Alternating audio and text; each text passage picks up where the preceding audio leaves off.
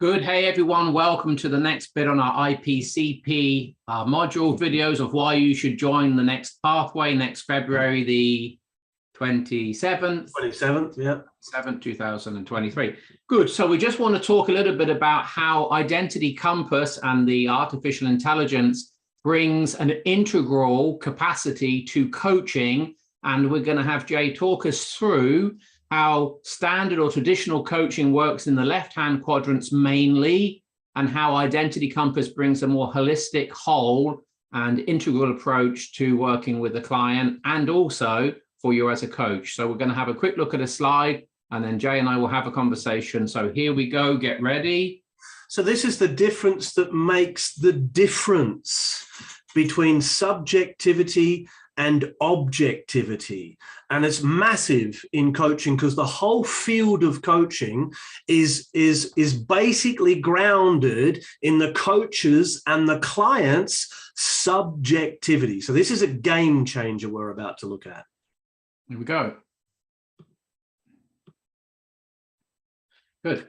So if we look at it, this is a map of the subjective or the inner experience and the objective or the outer experience of the individual, and as plural, as a collective, as part of a team, a group, a culture. Yeah. And so we're looking at the subjective and objective of the individual and collective. If we look in the upper left quadrant, you'll see it's marked there in red. The inner experience of the coach counts for almost everything in conventional coaching. So that means that a coach not only has to be really well trained, but they've got to have gone through it themselves. And if they haven't gone through it themselves, they're going to find it really, really difficult to navigate contextually as well as subjectively the landscape they're taking the client through.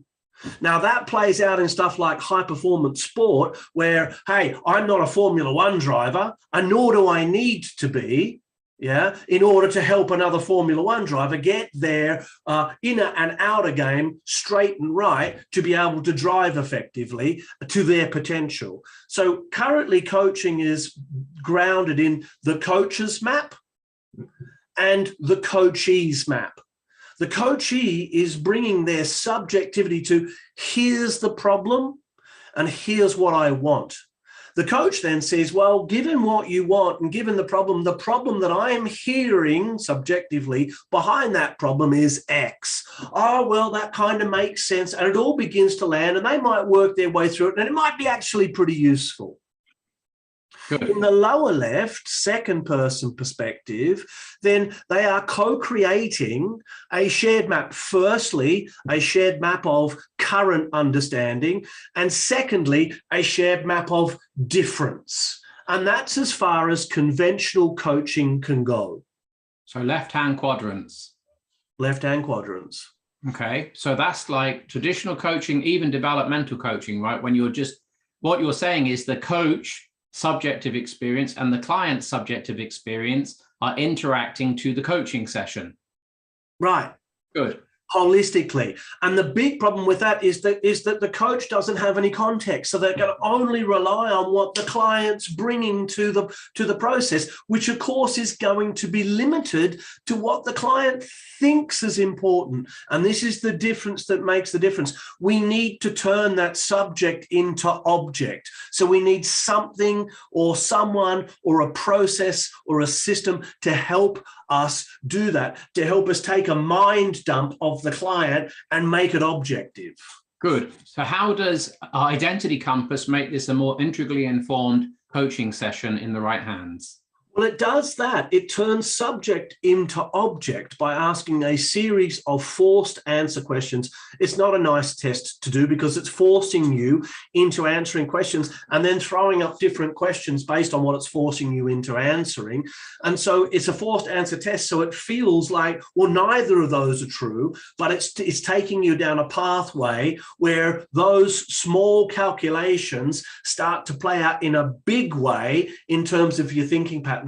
It maps your thinking patterns in an objective, scientific, rational, logical way. Okay, and so what is a factual map aspect and what is the functional map aspect that we could have in a coaching session with Identity Compass supporting us? So the factual map is actually mapping out, given some scenarios in contexts. It uses the work context, but it's absolutely mapping cross-contextually. It's using the work context to map out thinking structures and place them out in a given way, and shows how all of these thinking patterns interact with one another, and immediately helps you identify, using some AI technology, where the leverage point for the shift is for the client objectively. So that's the actual map. Even if the client doesn't see that subjectively, right? They don't remember. Mostly they don't. Mostly the client will go, I disagree with that, but we can even show where their disagreement's coming from given the map. We can show how they mismatch, and that disagreement's actually part of a mismatch, and we can tell that that's on behalf of self-care based on what we're seeing in the map. So we can real time actually feed back the patterns as they're occurring in the coaching session to wake the client up so that they can grab a hold of this and start to do the work to grow themselves up, to clean up the stuff they need to clean up so that they can begin to show up. So then we have a functional map that emerges out of the context. Yeah. Which is context. So two aspects to this. One, the functional map is still subjective within the client's mind. How things play out for them and how they connect them to what's going on in their inner experience is like guesswork. Yeah. Sure. With the functional map, we can bring context in, and we can look at work, we can look at personal, we can look at primary relationships, we can look at children, we can look at parents, we can look at community, we can look at all of those aspects and ask, how does this play out for you in this context, to start to get an understanding of what's cross-contextual and what's actually contextual. That means that they can shift between their thinking between contexts, which means they have more flexibility in the lower right component, or less flexibility, telling us how rigid their thinking patterns are. Good. So let's summarize this with a couple of questions for you. So you've been coaching for a few years and you're an averagely good coach. Just give me a moment to relax my face. And so given that, what would you be happy to go on coaching people, knowing Identity Compass is in the world and not have access to it?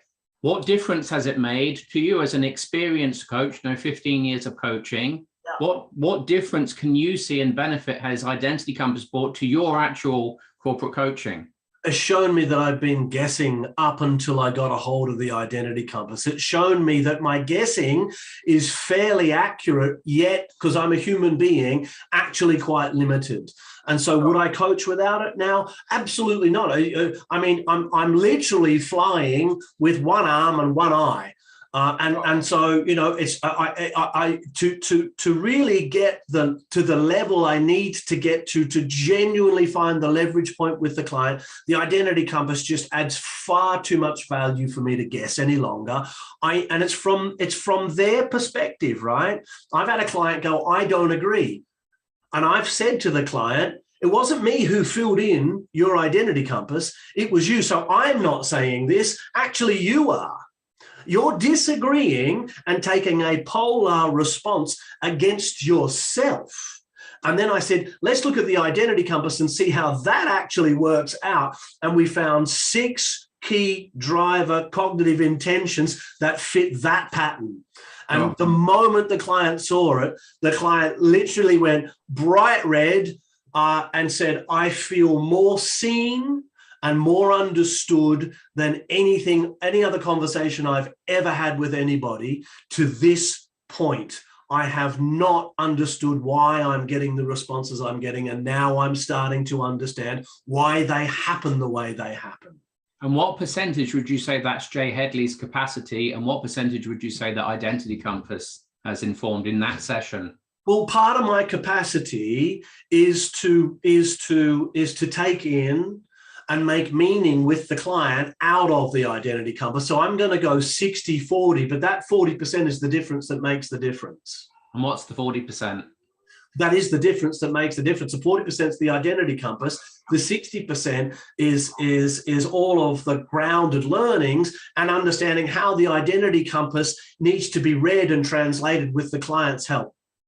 Does a coach to coach the way you've just talked to need to be an excellent, outstanding, well-experienced coach to be able to use identity compass in that way? They need to have that experience. They need to learn it. But what the identity compass will do is it will train them how to learn it in an accelerated way. So instead of it taking 5 years to become an extremely experienced, well-honed, well-rounded coach, having done the work on yourself, we'll cut that down to 2 or 3.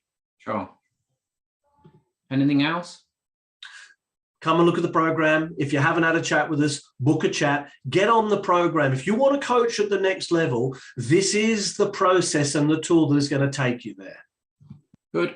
Catch you next time.